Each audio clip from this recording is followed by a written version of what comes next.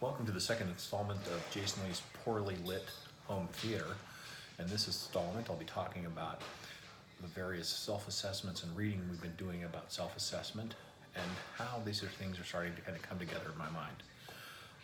It's kind of nice to see that there's some method to the madness and why we're looking at first ourselves as we look forward to how we become transformational leaders and what kind of impact we have in our systems.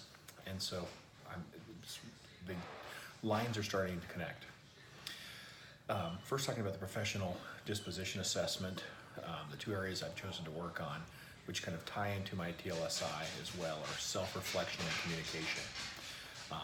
When I looked at my TLSI, I found that the areas where I had the most kind of variation between my own assessment and assessment of people who I supervised was an area where I could some improvement. I think I needed, looking back, and especially I intentionally picked some of those folks, I needed to listen more carefully to their ideas and kind of nurture those relationships and build their capacity through kind of being really an active listener and a support person as I try to help them figure things out. The other pieces I looked at, the other assessments I looked at, the noble purpose. I think being a part of education, we always feel like there's this noble purpose, and I really feel strongly about that as well. And I think this both applies to my professional life and my personal life. I'd really like to be someone who helps others become independent thinkers, productive leaders, and that includes my family members, my children. And so that was really be my noble purpose, is that I become the kind of leader that builds capacity in others to help them also become thinkers about themselves and how they impact the people around them. The next one that I found most interesting was my ideal life question. I've really, considering where I've come from, I've gone well beyond anything I could have imagined. If I look back 15 years ago, I couldn't even believe I'd be where I am today. So I'm very blessed that way, and I've exceeded my own expectations. But my life in 2025, I'd like to see myself and those around me, that my children are independent adults living socially productive lives, being good people.